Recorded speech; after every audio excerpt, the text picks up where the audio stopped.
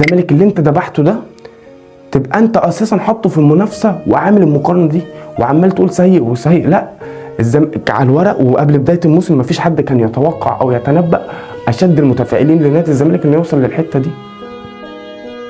مفيش اي حد يتوقع ده. فان انت حاطط الزمالك كمنافس بعد ما انت برضو نفس الناس اللي بتتكلم يا جماعه كانت بتيجي قبل الدوري ما يبدا كان بتقول ان احلى حاجه ان طموح الزملكاويه بقى ان بيراميدز هو اللي ياخد البطوله، وان هم بقوا راضيين عن نفسهم ان هم بيروحوا الكونفدراليه بجوده اللعيبه اللي بيجيبوها، باللعيبه اللي بتمشي النجوم بتاعتهم بص علينا على طول ان هي عايزه تجينا والكلام ده كله. فانك لسه حاطط الزمالك في المنافسه ده اكبر انتصار لنادي الزمالك. حته الجمهور عشان جمهور الزمالك بيدعم وبيشجع ومش عارف ايه، فطلع في دعم من النادي الاهلي ان لازم الجمهور يروح واحنا بنكسب بجمهورنا والكلام ده كله. فراح جمهور الاهلي في اخر ماتشين سواء ماتش زد او ماتش المقاولين امبارح كان العدد اكتر من ماتشات الدوري، فيعلي عليه جمهور الزمالك النهارده في اكبر حضور جماهيري منذ بدايه الدوري بعيدا عن ماتش الزمالك والاهلي. اكبر حضور جماهيري منذ بدايه الدوري.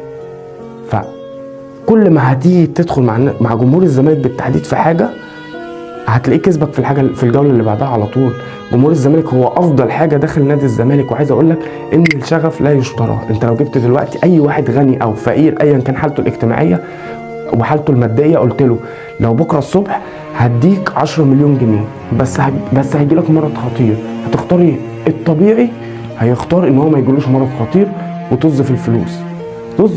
نفس الكلام الشغف ده حاجه لا تشترى. شوف اللعيب وهو بيبقى موجود في الزمالك شغفه بيبقى عامل ازاي، ولما بيروح النادي الاهلي شغفه بيبقى عامل ازاي.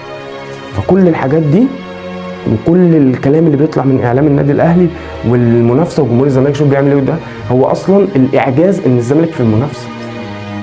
الشغف اللي موجود عند جمهور الزمالك لن ولم يشترى.